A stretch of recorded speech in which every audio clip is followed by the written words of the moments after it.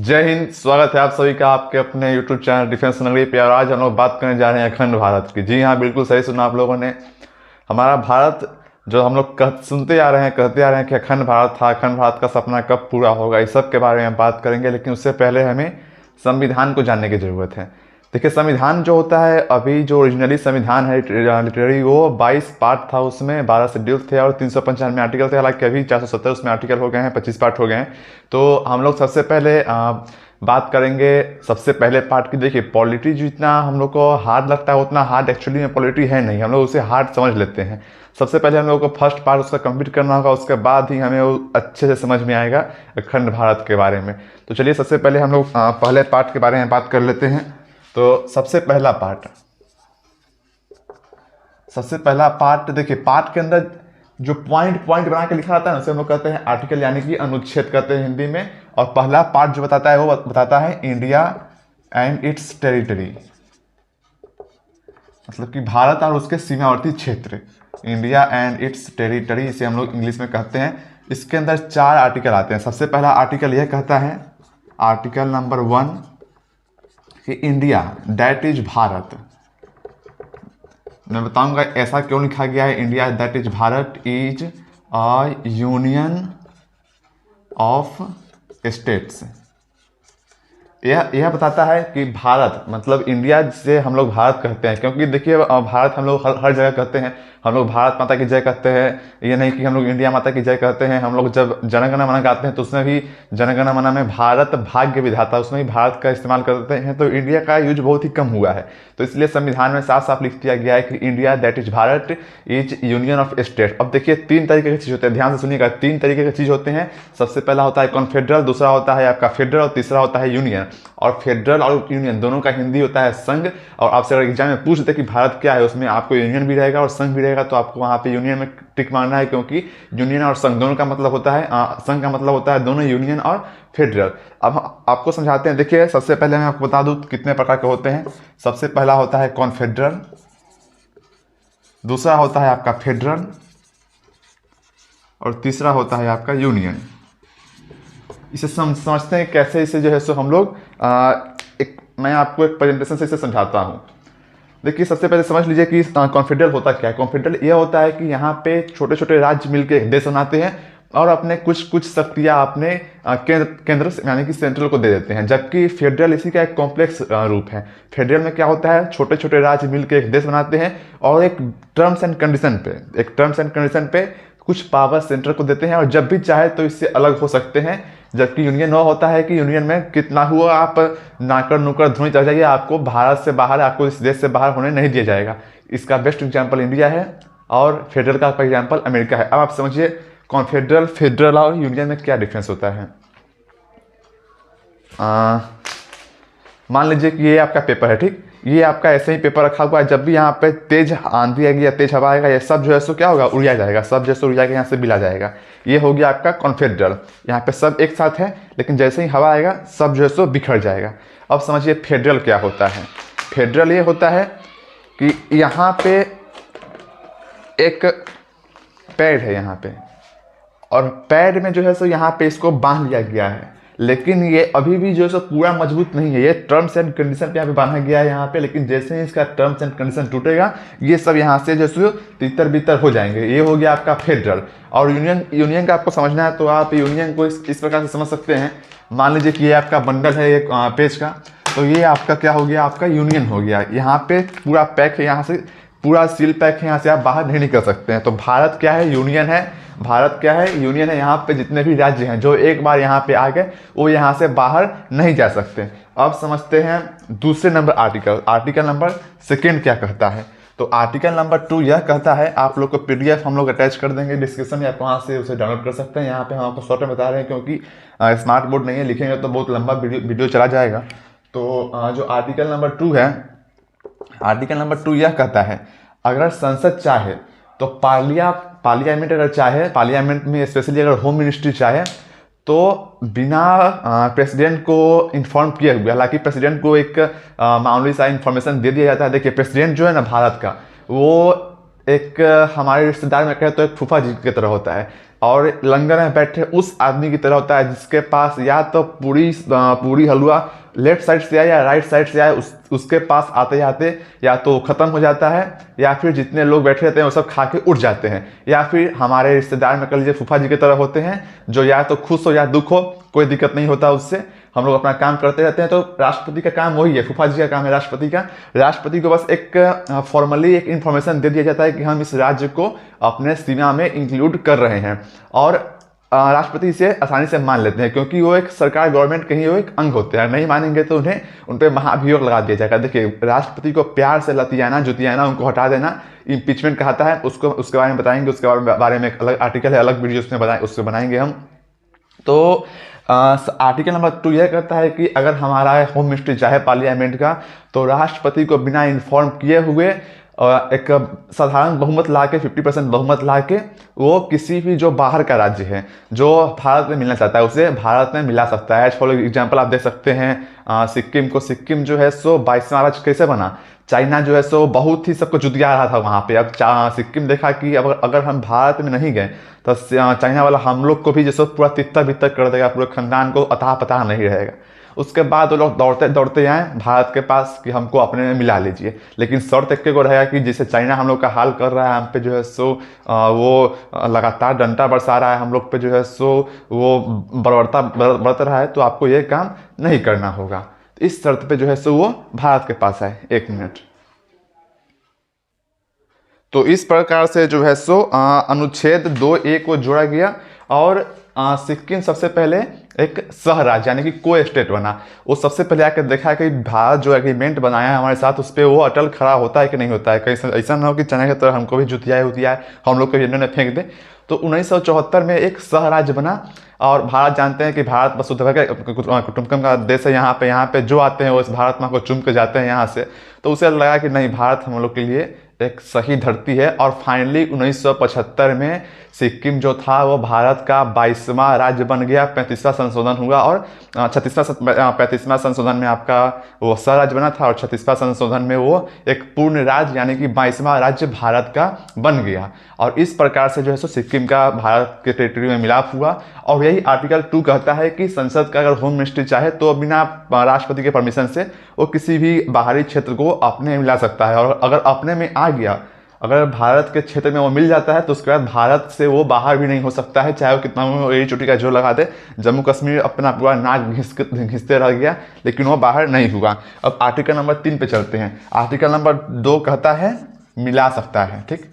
और article number 3 कहता है ठीक इसका विपरीत, अगर संसद चाहे, संसद का अगर गृह मंत्रालय चाहे तो किसी भी जो जितने भी स्टेट हैं उसका नाम परिवर्तन कर सकता है या उसका टेरिटरी, उसका जो सीमा है वो चेंज कर सकता है, कुछ भी कर सकता है बिना राष्ट्रपति को आदेश दिए हुए। सिंपल बहुमत 50% बहुमत संसद में लाके। इसका एग्जाम्पल बहुत अच्छे तरीके से देख सकते हैं। सबसे पहले इसका एग्जाम्पल ले लीजिए आप। 1 नवंबर सन 2000 को आपका MP से छत्तीसगढ़ अलग हुआ था। 1 नवंबर 2000 को आपका छत्तीसगढ़ अलग हुआ था, किससे? MP से। उसके बाद आपका 9 नवंबर 2000 को इसी प्रकार 9 नवंबर 2000 को जो है सो आपका UP से उत्तराखंड अलग हुआ, from UP, UK form from UP। और 15 नवंबर 2000 को झारखंड फॉर्म हुआ बिहार से। तो ये कहता है आर्टिकल नंबर 3 कि बिना राष्ट्रपति को कुछ आदेश दिए हुए, हालांकि एक फॉर्मली आदेश दे दिया जाता है, भारत अपना सीमा चेंज, भारत अपने राज्य का सीमा, संसद अपने राज्य का सीमा चेंज कर सकता है एक सिंपल बहुमत लाके। और आर्टिकल नंबर 4 यह कहता है कि देखिए एकदम सिंपल है। आर्टिकल 1, 2, 3, 4। आर्टिकल 1 क्या कहता है? भारत राज्यों का संघ है। दूसरा कहता है कि बिना राष्ट्रपति के आदेश से जो है सो किसी को मिला सकता है। आर्टिकल नंबर 3 यह कहता है कि संसद जो है सो बिना राष्ट्रपति के आदेश से किसी भी राज्य की सीमा परिवर्तन कर सकता है या नाम चेंज कर सकता है। आर्टिकल नंबर 4 यह कहता है कि भारत अगर जो संसद, ये आर्टिकल नंबर 2 और 3 में जो चेंज करेगा, इसमें जो है सो राष्ट्रपति को कोई अधिकार नहीं है इसमें हस्तक्षेप करने का। राष्ट्रपति इसमें कुछ नहीं कर सकते हैं। इसे आर्टिकल 368 यानी कि 368 आर्टिकल के इसे बाहर रखा गया है। आर्टिकल नंबर 368 यह कहता है कि जो भी काम करने जा रहे हैं उस पर प्रेसिडेंट ऑफ इंडिया का सिग्नेचर और उनका जो है सो एक कॉन्फर्मेशन जरूरी होता है, जबकि आर्टिकल नंबर 3 और 4 को इससे साफ साफ बाहर रखा गया है। तो ये था सेक्शन पार्ट 1 का। इससे अगर लिखना चाहे तो लिख ले, हालांकि इसे अब हम लोग जा रहे हैं इरेज करने। अब इसके बाद हम लोग बात करेंगे अखंड भारत के बारे में। इतना समझ में आप लोग को, मुझे आशा है कि आप लोग को समझ में आ गया होगा, एकदम सिंपल था ये सब। अब बात होगी असली मुद्दे, जो कि हमारा है अखंड भारत का मुद्दा। देखिए, अखंड भारत हम लोग कहते हैं कि हम लोग ले लेंगे, लेकिन अखंड भारत लेना उतना सिंपल है नहीं। लेने के लिए तो हमारा सैनिक का पराक्रम देख लीजिए, जैसे अभी चाइना का हुआ है गलवान इंसिडेंट। तो लेने के लिए तो सैनिक कभी भी ले ले, लेकिन उसके लिए हमें सबसे पहले यूएन का अस्थायी सदस्य बनना होगा, और वो तब होगा जब भारत यूएन का हर एक बात माने और सबसे ज़्यादा उन्हें फंडिंग करे। अब बात करते हैं हमारे अखंड भारत की। जो अखंड भारत का सपना था, उसके लिए सबसे पहले हम आपको मैप दिखाएंगे। आशा करता हूँ कि मैप पे आपको सब चीज़ दिखाई दे रही होगी। सही से ये भारत का मैप है, आप लोग देखिए, भारत का मैप है, और इसी के माध्यम से मैं आपको बताऊँगा। लेकिन सबसे पहले कुछ डाटा आपके पास रख देते हैं। 1893 में, सबसे पहले 1893 में अफगानिस्तान अलग हुआ भारत से। सबसे पहले अफगानिस्तान 1893 में अफगानिस्तान भारत अखंड भारत का हिस्सा था, वो अलग हुआ। और इसको, अफगानिस्तान को और इंडिया को, जो उस समय बांटती थी, हालांकि जो डुरंड रेखा है, डुरंड लाइन, वो अभी के समय में अफगानिस्तान और पाकिस्तान को डिवाइड कर दिया, लेकिन उस समय अखंड भारत के समय में यह डुरंड रेखा अफगानिस्तान को और इंडिया को डिवाइड करती थी। और 1893 में सबसे पहला अखंड भारत का विभाजन हुआ अफगानिस्तान का फॉर्मेशन होकर। उसके बाद 1935 में बर्मा, जो कि अभी का म्यांमार है, वो MYAN, जो अभी का म्यांमार है, वो 1935 में अखंड भारत का दूसरा टुकड़ा हुआ। और तीसरा टुकड़ा हुआ 1947 में। 1947 से तीसरा टुकड़ा हुआ पाकिस्तान का।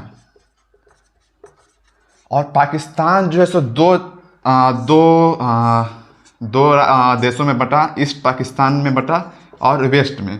तो ईस्ट पाकिस्तान जो अभी प्रेजेंट समय का बांग्लादेश है, और वेस्ट पाकिस्तान, जिसे अभी हम लोग पाकिस्तान के नाम से जानते हैं। पाकिस्तान को जो डिवाइड करता है वो होता है रेड क्लिफ लाइन। एक सीरियल रेड क्लिफ नाम के व्यक्ति थे, वो उन्होंने आया और उन्होंने जितने पुलिस स्टेशन थे उनको मिला के और एक लाइन खींच दी भारत के नक्शा पे, और कहा कि जहाँ जहाँ मुस्लिम बहुमत क्षेत्र है वहाँ का पुलिस स्टेशन को मिला के मैं एक लाइन खींच देता हूँ और वहीं से विभाजन हो जाएगा। ये हुआ, यहाँ पे रेड क्लिफ लाइन हुआ। और बांग्लादेश को और इंडिया को जो डिवाइड करता था, वो उसका नाम था जीरो लाइन, और अभी भी यही है। ये तो हो गया। अब आपको मैं मैप समझाता हूँ, मैप से देखिए समझिए। ये जो आप देख रहे हैं, ये इंडिया, मैं यहाँ पे आपको मार्कर से यहाँ पे मैं आपको बताऊँगा। तो ये इंडिया में, मुझे नहीं पता आपको दिखाई दे रही है या नहीं दिखाई दे रही है। तो यहाँ का जो था ये राज्य अफगानिस्तान, तो उस समय इंडिया, पाकिस्तान भी उस समय जो है सो देखिए, पाकिस्तान ये था, अफगानिस्तान ये था। तो उस समय सबसे पहले चूंकि अफगानिस्तान बटा था, तो पाकिस्तान उस समय भारत का हिस्सा था। 1935 में यहाँ पे अफगानिस्तान बटा, तो इसका डुरंड रेखा भारत और पाकिस्तान को अलग करता था। बाद में यहीं से जो ये पाकिस्तान का इलाका यहाँ से बटा, तो ये रेड क्लिफ लाइन से बटा, और अफगानिस्तान और भारत को जो उस समय में डुरंड रेखा जो इसे विभाजन करती थी, वो अब अफगानिस्तान को और पाकिस्तान को विभाजन करती है। यहाँ पे अगर देख ले तो ये आपका ईस्ट पाकिस्तान था। मैं आपको दिखा देता हूँ। सबसे पहले मैं आपको यहाँ पे बना देता हूँ कि आपको दिखाई देवे।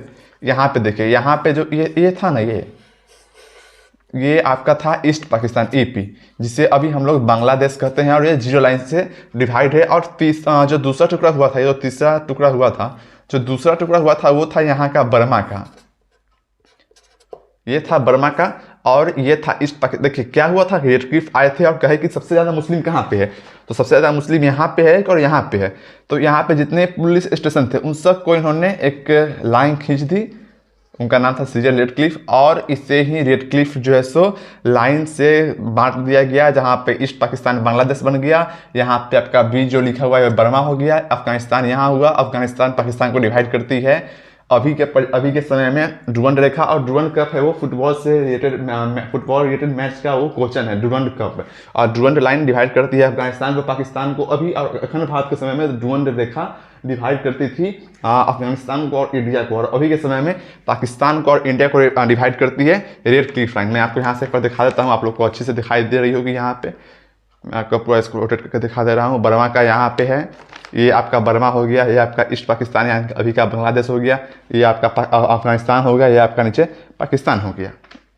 आशा करते हैं कि ये आपको समझ में आया होगा। और इसके बाद हम लोग बात करेंगे कि जब इसके बाद तो इतने तो बटा गया, अब उसके बाद जब अंग्रेज जाने लगे थे ना, तो अंग्रेज तो गए लेकिन नाक में बहुत दम कर दिए थे। और यहाँ पे ससुरा किसी को मालूम नहीं था कि कैसे जो है तो भारत का राज्य यहाँ पे चला। एक अंग्रेज से उन्होंने कहा कि एक काम कीजिए महाराज, एक आदमी यहाँ पे रुकिए और बताइए शासन यहाँ पे कैसे चलाएं हम लोग। तो उसके लिए लॉर्ड माउंटबेटन यहाँ पे रुके थे। और उसके बाद जो भारत की जोड़ने की प्रक्रिया हुई थी, तो उसमें 3 महत्वपूर्ण नाम आते हैं। सबसे पहला नाम आता है सरदार पटेल, दूसरा आता है वीपी मेनन, और तीसरा आता है लॉर्ड माउंटबेटन। तो अंग्रेजों ने उस समय जितने बचे गए, जितने उस समय आज़ादी के समय 552 देसी रियासतें थी, प्रोविंसेस थे, प्रिंसली स्टेट थे। 552 देखिएगा। At the time of independence there we are 552 princely state या प्रोविंसेस कह सकते हैं। अभी के समय में लोग उसे स्टेट कहते हैं, तो उसमें प्रोविंसेस कहती थी। तो अंग्रेजों ने कहा कि या तो एक काम करो, या तो भारत में मिल जाओ, या फिर पाकिस्तान में चले जाओ, या फिर अपना एक नया राज्य बना लो, अपना एक नया अलग देश बना लो। अब इसमें जो है सो बड़ी झंझट हुआ। सब देश मान के सरदार पटेल जो है सो, ऐसे सरदार पटेल को लौह पुरुष नहीं कहा जाता। सरदार पटेल ने बहुत ही हिम्मत से पूरा जो सेंट्रल इंडिया है सारे जगह पे कब्जा कर लिया था, सारे जगह पे लगभग, बस 3 को छुड़ा के। 3 से थोड़ा बड़ा खचरा था, मान नहीं रहा था। सबसे पहला था उसमें हैदराबाद, कि कहेगी ना हम अपना एगो अलग राज्य बनाएंगे, अपना एगो अलग देश बनाएंगे। अब यहाँ के सरदार पटेल कहे कि ना हम तुमको बनने नहीं देंगे। तो यहाँ पे क्या हुआ था, यहाँ पे पुलिस के अफसर आए थे, चारों ओर से घेर लिए। हालांकि वो थे आर्मी के जवान, पुलिस के ड्रेस में आए थे, चूंकि आगे चल के ये केस न कर रहे कि यहाँ पे आर्मी का अटैक हो रहा है। और ऐसा हैदराबाद ने किया, हैदराबाद ने एक क्लेम किया कि सरदार पटेल आर्मी का यूज कर रहे हैं, जबकि सरदार पटेल ने कहा कि नहीं, यहाँ पे हम लोग पुलिस का इस्तेमाल कर रहे हैं, यहाँ पे इंटरनल कुछ यहाँ पे इश्यू है, इसलिए हम लोग यहाँ पे पुलिस को लाए हैं। जबकि वो आर्मी थी, पुलिस के ड्रेस में थी, और ऑपरेशन पोलो चलाया गया, जिससे कि हैदराबाद भारत में मिल गया और इनका अलग देश बनाने का सपना यहीं पे टूट गया। दूसरा नंबर था जूनागढ़। जूनागढ़ गुजरात में है। यहाँ की जो पब्लिक थी वो थी हिंदू, और यहाँ के जो रूरल थे वो थे मुस्लिम। अब ये कहे कि ना अब हम जाएंगे पाकिस्तान में। अब इन्होंने कहा कि मैं जाऊंगा पाकिस्तान में। उसी समय क्या हुआ, सरदार पटेल ने यहाँ पे जनमत संग्रह करा दिया। जनमत संग्रह जो कि पाकिस्तान कह रहा है कश्मीर में कराने के लिए। जनमत संग्रह यानी कि जो लोग कहेंगे वही होगा। अगर लोग का इच्छा होगा कि हाँ हमें पाकिस्तान में जाना है तो पाकिस्तान में चले जाइएगा, नहीं तो भारत में हो तो भारत में रह जाइएगा। इस तरीके से जनमत संग्रह हुआ। यहाँ के जो प्रजा थे उन्होंने कहा कि हमें भारत में रहना है, और इस तरीके से जूनागढ़ भी भारत का हिस्सा रह गया। तीसरा नंबर बड़ा खतरा था जम्मू कश्मीर। अब देखिए जम्मू कश्मीर का हिस्ट्री आप देखिए। जम्मू कश्मीर में वहाँ के जो रूरल थे वो थे हरी सिंह, वहाँ के राजा थे। और जबकि वहाँ के जो प्राइम मिनिस्टर थे वो थे शेख अब्दुल्ला। और शेख अब्दुल्ला को देखिए इतना ही ससुरा तेज था। इसी का बेटा जो है सो फारूक अब्दुल्ला, और उसका बेटा उमर अब्दुल्ला, जब ही सब हम क्या चाहते हैं आज़ादी, तुम कितने अफजल मारोगे, सब देश तो गेम का सब कितना आप लोग को वीडियो यहाँ पे मिलता होगा। तो शेख अब्दुल्ला जो थे वो देखा कि अब हरी सिंह का जैसे चैप्टर 10 साल में क्लोज कर ही देंगे, उसके बाद हम अपना अलग राज का डिमांड करते हैं, और उसके बाद फिर हमारा जैसा बाल बच्चा का यहाँ पे राज होगा। अब शेख अब्दुल्ला कहे कि नहीं हम अपना एक अलग देश बनाएंगे, और हरी सिंह भी वैसे ही कि वो उनके प्रस्ताव को मान गए। लेकिन वहाँ के राजा थी, वहाँ के जो है सो प्रजा थी मुस्लिम, राजा थे हिंदू, और प्राइम मिनिस्टर थे शेख अब्दुल्ला, इसलिए उनका बात को मानना पाया। लेकिन उसी समय पाकिस्तान जो है ना कुछ आतंकवादियों को कश्मीर में भेज के वहाँ पे हड़पने के लिए एक हड़पने की नीति से वहाँ पे अटैक करने लगा। अब हरी सिंह दौड़ते दौड़ते आए जवाहरलाल नेहरू के पास है, नेहरू जी बचा लीजिए बड़ा गरीब है, अब बाल बच्चा सब वहीं पे छोड़ के आए, अगर हम नहीं बचाइएगा तो सबको वहाँ पे मार देगा। अब जवाहरलाल नेहरू कहेंगे अच्छा देखते हैं, कहेगा पटेल जी आइए, कहेगा केस देखिए। तो इनका पटेल जी कह रहे हैं जी महाराज के, बड़ा कूद रहे थे कि हम अपना अलग देश बनाएंगे, बना दीजिए अपना अलग देश। वो कह के महाराज बचा दीजिए, हम बाल बच्चा वहीं पर यह है, जब नहीं पाएंगे, सब वहीं पर मार देगा सबको। सरदार पटेल कहे एक शर्त पे मानेंगे, अगर तुम विलय पत्र पे हस्ताक्षर कर दोगे तो हम तुम्हारी मदद करेंगे। अब विलय पत्र पर हस्ताक्षर तो हुआ, लेकिन शेख अब्दुल्ला वहाँ पे यह कह दिया कि हम विलय पत्र पे हम भारत का हिस्सा बनेंगे, लेकिन हमारा एक अलग संविधान, अलग प्रधान, अलग कानून होगा, जिसको मोदी जी ने अभी तोड़ा है, एक संविधान, एक प्रधान, एक कानून के नियम से। तो उसी समय 370 आर्टिकल का वहाँ पे हुआ कि कश्मीर का जो है सो एक अपना अलग आर्टिकल, वहाँ का एक अलग संविधान रहेगा, जो आप यहाँ से जाकर ज़मीन वहाँ पे नहीं खरीद सकते, वहाँ का अलग अलग अपना कानून बहुत सारे जो थे, हालांकि सबको ख़त्म कर दिए गए, जो कि बहुत ही अच्छा कदम उठाया गया है भारत सरकार के द्वारा। और जो कहा जाता है कि राहु केतु से बच करने के लिए जो मोदी और अमित शाह का जोड़ी है ना, सो राहु केतु वाला जोड़ी है। ये लोग एकदम सुतले सुतले एकदम नोटबंदी कर दो, ठीक है मोटा भाई, नोटबंदी कर देते हैं, नोटबंदी हो गया, डिमोनेटाइजेशन साफ हो गया, साफ जो है सो कैसे कितने पैसे वाले कितने दिक्कत में फंस गए थे वहाँ पे। तो बड़ा इन लोग से, और जो पत्नी से अपने नहीं डरा, वो किसी से नहीं डर सकता है, ये बात याद रखिएगा हमेशा। जब पत्नी से ही बंदा डरवे ना किया तो दूसरा से क्या डरेगा। इन्होंने कहा, एकदम संसद में गए और उस समय 3 शिवरात्रि थी, 3 शिवरात्रि के पहला शिवरात्रि को राम मंदिर का प्रस्ताव आया, दूसरा शिवरात्रि को 3 तलाक खत्म हुआ और तीसरा शिवरात्रि को धारा 370 खत्म हो गया। तो लगातार ये जो है सो सुमार के सुमार 3 बिल पास हुए थे और डंके की चोट पे संसद से इसे पास करवा दिया गया था। तो 370 वहाँ पर इम्पोज कर दिया गया कि हमारा एक अलग प्रधान, अलग कानून, अलग संविधान रहेगा, तो मान लिया गया वहाँ उस समय।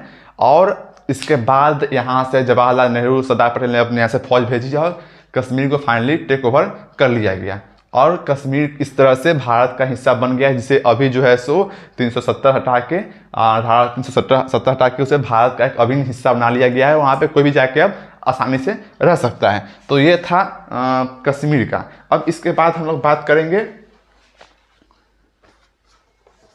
शेख अब्दुल्ला से थोड़ा बड़ी खचरा था। ये चाहता था क्या कि अब हरी सिंह का तब चैप्टर क्लोज, 10 साल 5 साल क्लोज रहेंगे, उसका इनका पूरे खानदान को मार देंगे, अपना एक अलग देश रहेगा, उसके बाद अपना आराम से यहाँ पे राज करेंगे। लेकिन सब खेल पलट गया। इसीलिए अभी जितने भी देश लोग गए वहाँ पे आप सुनते रहिएगा फारूक अब्दुल्ला, उमर अब्दुल्ला को, ये सब इसीलिए बेचैन रहता है।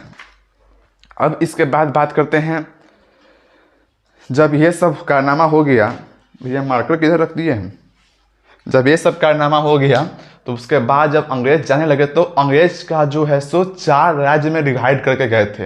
अंग्रेज ए बी, उस समय जो बिहार, झारखंड, दिल्ली, आंध्र प्रदेश, तमिलनाडु सब नहीं था उस समय 4 राज्य में उन्होंने डिवाइड करके गया। सबसे पहला था उनका ब्रिटिश प्रोविंसेस, आपको सब समझाएंगे, सबसे पहले आप लोग लिख लीजिए ब्रिटिश प्रोविंसेस। दूसरा था प्रिंसली स्टेट्स, तीसरा था कमिश्नरी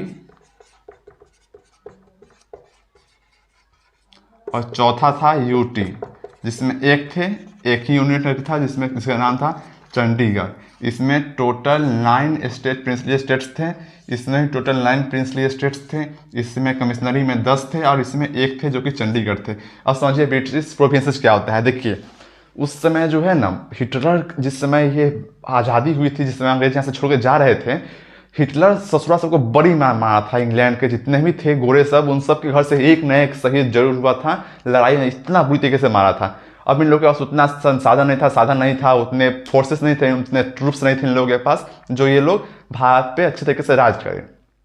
तो इन्होंने क्या किया, सबसे पहले ब्रिटिश प्रोविंस, जहाँ पे उनका राज्य था, मेन राज्य था, जहाँ पे सबसे पहले उन्होंने आकर राज किया था कुछ शहर पे, उसको उन्होंने अपना हथिया कर रखा। तो वो टोटल 9 थे।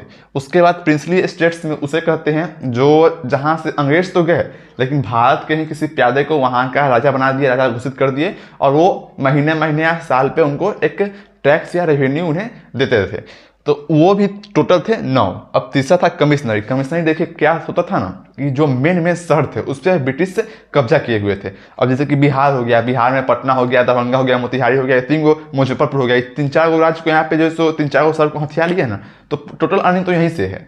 तो यहीं से अब पुणे आप देख लीजिए, मुंबई में पुणे हो गया, नासिक हो गया, महाराष्ट्र हो गया, इस सब कुछ शहर को जो जहाँ से मेन इनकम है, तो ये सब टोटल थे 10, और इनको जैसो अंग्रेजों ने अपनाया था।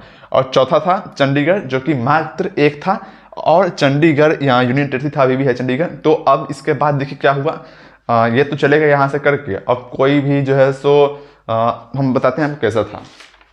ये आपका भारत का नक्शा है ना, तो यहाँ से यहाँ तक था ए, यहाँ से यहाँ तक था बी, यहाँ से यहाँ तक का था सी, और यहाँ से यहाँ तक का था डी।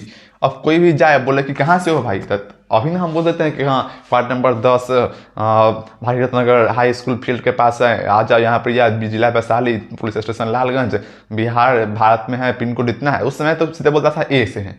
अब बड़ी झंझट हो गया कि कैसे होगा भाई, काम बड़ा गड़बड़ हो रहा है। तो इसके लिए सबसे पहले जो है सो जवाहरलाल नेहरू ने एसके धर कमेटी, एसके धर एक सुप्रीम कोर्ट के बहुत ही वरिष्ठ वकील थे, मुझे एक मिनट देख लेने दीजिए, ये रिकॉर्ड हो रही है या नहीं हो रही है, हाँ रिकॉर्ड हो रही है। एसके धर थे सुप्रीम कोर्ट के बहुत ही बड़े वकील, और उनके अंदर में, उनके अध्यक्षता में एक कमेटी का गठन हुआ, एसके धर कमेटी। 1948 में गठन हुआ था इसका। कब हुआ था एसके धर कमेटी का? सबसे पहला भाषाई आधार पे सबसे पहला कमेटी का गठन का नाम बताइए, एसके धर कमेटी। और इनका गठन कब हुआ था? 1948 में। हालांकि इसने अपना रिपोर्ट 1949 में दिया था। इसका इन्होंने साफ साफ खारिज कर दिया कि नहीं, भाषाई आधार पे जो है सो राज्य का जो बंटवारा है वो उचित नहीं रहेगा, वो अनुचित रहेगा। इसके बाद दूसरा फिर से जो है सो कमेटी बनाई गई, जिसका नाम था JVP कमेटी। इसका भी जो है सो 1948 में ही फॉर्मेशन हुआ। इसने भी अपना रिपोर्ट 1949 में दिया। इसमें 3 लोग थे। सबसे पहले इसमें थे जवाहरलाल बुढ़ऊ जेल नेहरू, दूसरे थे वल्लभ भाई पटेल लौह पुरुष, और तीसरे इसमें थे पिताभी सीतारामैया।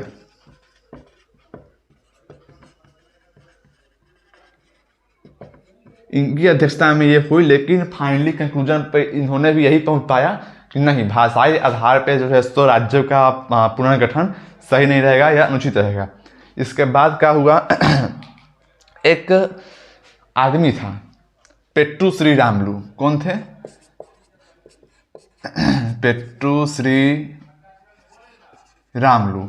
ये कहे कि नहीं, अब हमको जो है सो आंध्र प्रदेश का एक अलग राज्य चाहिए, आंध्र प्रदेश हमको एक अलग राज्य चाहिए, भाषा के आधार पे हमको अलग राज्य चाहिए। अभी 2 कमेटी बन गई है, ये दोनों कहे कि नहीं हम दे ही नहीं सकते हैं। अभी धरना में बैठ गया, भूख हड़ताल में बैठ गया, 56 दिन का ससुरा भूख हड़ताल पे। और नाम इसका है पेट्टू। देखिए पेट में इसका अन्न नहीं रहेगा 56 दिन तक। 1952 में इसकी मृत्यु हो गई। इसको सब टटा दिया, नेहरू से इसको टटा दिया, भूख के 56 दिन ले, कहा कि ना हम मानना नहीं करेंगे। अब इसका मृत्यु हो गया। मृत्यु होने के बाद जितने भी आंध्र प्रदेश के जो लोकल नागरिक थे उनमें और गुस्सा आ गया उसमें। अब कहे कि ससुराल तो नेहरू जैसे अंग्रेजों सबसे बहुत ही बदमाश है, ही था खच्चर है बहुत थे। वो तो जो हम लोग पे शासन करता था एकदम मुहा दिया इसको 56 दिन में भूख हड़ताल बिठा के। और भयंकर वहाँ दंगा उखड़ गया।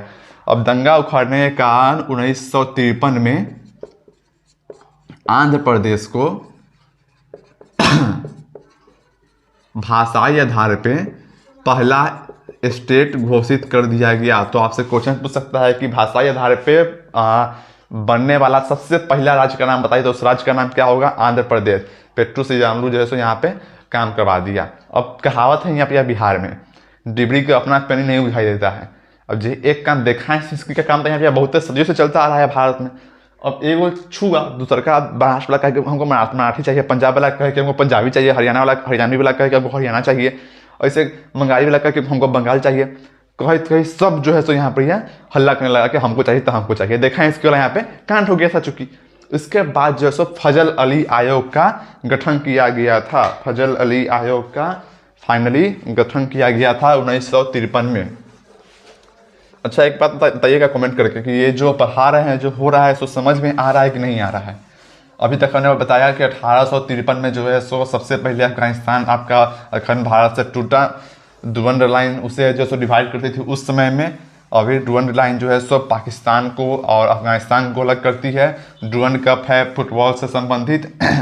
1935 में बर्मा, अभी के प्रेजेंट डेट में म्यांमार अलग हुआ। 1947 में पाकिस्तान अलग हुआ। ईस्ट पाकिस्तान को बांग्लादेश कहते हैं, वेस्ट पाकिस्तान अभी का प्रेजेंट पाकिस्तान है, जिसे रेस्ट्रिक्ट लाइन से डिवाइड किए हैं, और बांग्लादेश को जियो लाइन से डिवाइड किए हैं। अब इसके बाद आया फजल अली आयोग। कौन सा आयोग?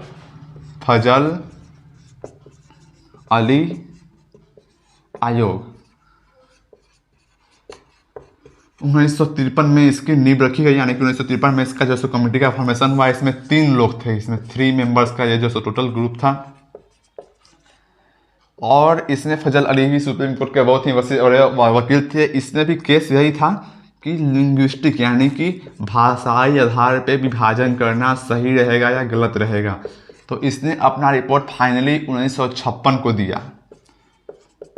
ईयर 1906 में इन्होंने अपना रिपोर्ट दिया। इसमें यह कहा गया कि नहीं, भाषाई राज्य पे आप विभाजन कीजिए, भाषाई आधार पे आप राज्यों का पुनर्गठन कीजिए, लेकिन एक ही शर्त पे, एक राज्य one state one language policy पे नहीं आधारित होना चाहिए। यानी कि अगर मराठी में बिहारी गया तो ऐसा नहीं कि वहाँ पे बिहारी को मराठी बोलना वहाँ पे आ जाए। हालांकि अभी भी न्यूज़ में सुनते हैं कि बिहारी को जो सो दिल्ली में कहा जाता है, वहाँ से उनको टॉलरेट किया जाता है। मराठी में कहा जाता है कि महाराष्ट्र में कहा जाता है कि मराठी में बोलो। हालांकि जो न्यूज़ आ रहे हैं ग्राउंड लेवल पे क्या है हमें पता नहीं है, लेकिन जो न्यूज़ आती है ऐसा होना नहीं चाहिए। लेकिन उस समय ये आयोग का यही फैसला आया कि ठीक है, हम जो है सो भाषाई आधार पे विभाजन करेंगे, लेकिन एक राज्य एक भाषाई पे नहीं विभाजन होगा। भारत में जो है सो अलग अलग राज्य का फॉर्मेशन होगा भाषाई आधार पे, लेकिन कोई भी राज्य का आदमी कोई दूसरे राज्य में चला जाता है तो उसका विरोध नहीं होगा, उसका जो सो विरोध नहीं होगा। इस तरीके से जो है सो फजल अली आयोग 1956 में अपना रिपोर्ट दिया, एक स्टेट एक लैंग्वेज को डिक्लाइन करते हुए, साफ साफ लिखा हुआ है। और उस समय 14 स्टेट और 6 यूटी का टोटल 20, 14 6 20 आपका जो है उस समय फॉर्मेशन हुआ। 14 स्टेट 14 राज्य 6 यूनियन टेरिटरी का उस समय फजल अली आयोग के माध्यम से ये बना। इसके बाद आता है आपका पेप्सू। पेप्सू का मतलब होता है पटियाला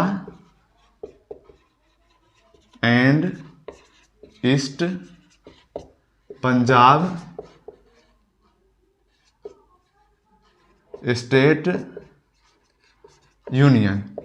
इससे देखिए, इससे कितना, इससे 4 गो निकला। इससे सबसे पहले इसका निकला हिमाचल प्रदेश, दूसरा इसका निकला हरियाणा,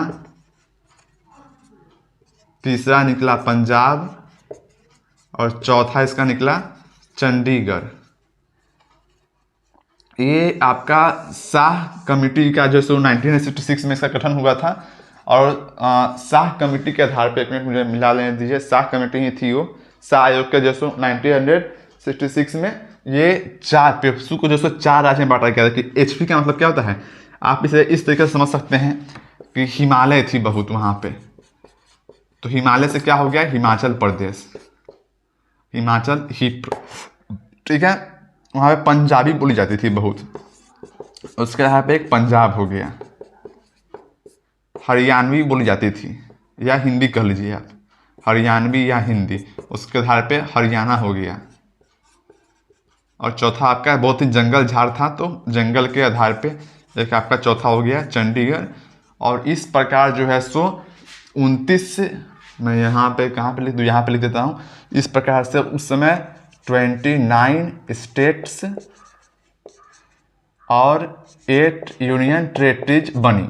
हालांकि उसके बाद जैसे जम्मू कश्मीर को जैसे स्टेट का दर्जा छीन लिया गया, सब बहुत आए पत्थर फेंकते थे। अब मोदी जी कहे कि हमने हटा दिया 370, तुम फेंकते रह गए पत्थर, हमने हटा दिया 370, तो कितने अफजल तुम मारोगे, हर घर से अफजल निकलेगा, सब कहते थे।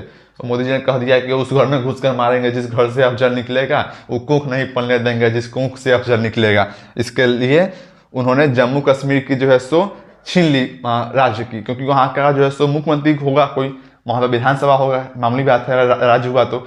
और कोई बगल के पाकिस्तान आके कुछ पैसा दिया है, कुछ भी ऐसा हो सकता है जिससे कि वो चला जाए दूसरे देश में मिल जाए।